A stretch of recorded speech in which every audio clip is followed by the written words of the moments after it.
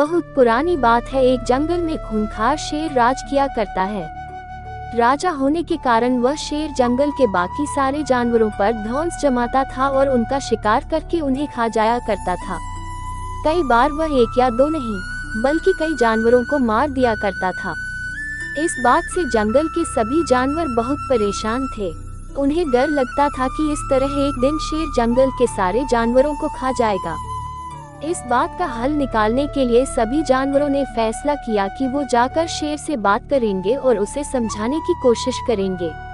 इस फैसले के बाद हिम्मत करके दूसरे दिन सभी जानवर शेर के पास गए। शेर अपनी गुफा में आराम कर रहा था। उन सभी के आने के कारण उसकी नींद खुल गई।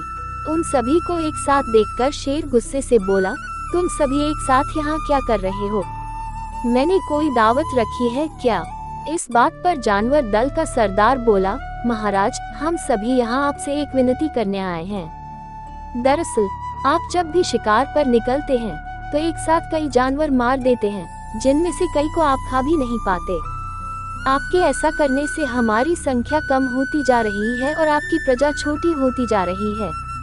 अगर यूं ही चलता रहा तो एक दिन आपके राज्य में एक भी जानवर नहीं बचेगा और जब प्रजा ही नहीं होगी तो राजा भला किस पर राज करेगा। इसलिए आपको सदैव अपना राजा बनाए रखने के लिए हमने आपके भोजन का इंतजाम करने के लिए योजना बनाई है। हमारा सुझाव यह है कि धीरे धीरे घूमता फिरता शेर की गुफा तक पहुंचा। वहां पहुंचकर उसने देखा कि शेर गुस्से से आग बबूला हो रखा है। शेर ने जैसे ही खरगोश को देखा उसका गुस्सा बढ़ गया और वह दहाड़ कर बोला, तुम जरा से खरगोश मेरा पेट भरने आए हो और ऊपर से इतनी देरी से आए हो।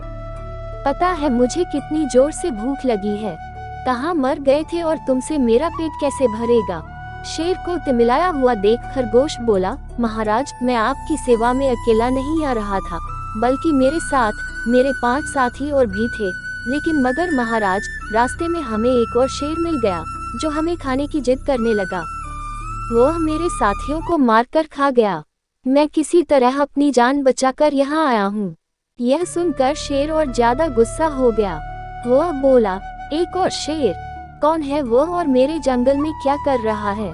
खरगोश ने कहा, महाराज, वह बहुत बड़ा शेर है और जब मैंने उससे कहा कि तुम हमारे महाराज का भोजन खा रहे हो तो वह बोला, आज से मैं तुम्हारा महाराज हूँ और मेरे अलावा इस जंगल में कोई और शेर नहीं रह सकता। मैं सबको मार डालूंगा। फिर आपको लड़ाई के लिए ललकारने के लिए उसने मुझे यहाँ भेज दिया। अच्छा, ऐसी बात है तो मैं भी तो देखूं कि ये कौन शेर है तो जो मेरे जंगल में आकर मुझे ही ललकार रहा है। ले चलो मुझे उसके पास, शेर ने गरज कर बोला और खरगोश के साथ चल दिया। खरगोश उसे जंगल के बीच मौजूद एक कुएं के पास ले गया और बोला, महाराज, वो इस गड्ढे के नीचे गुफा में रहता है। आपको आता देख शायद वह अंदर घुस गया। दूसरे शेर को देखने के लिए जैसे ही शेर ने कुएं में झांका तो उसे अपनी परछाई दिखी और उसने समझा कि वह दूसरा शेर है। इसके बाद उसने दूसरे शेर को ललकारने के लिए जब दहाड़ मारी तो उसी की दहाड़ गूंज कर उसे सुनाई दी, लेकिन उसे लगा कि वह दूसरा शेर भी उसे ललकार रहा है।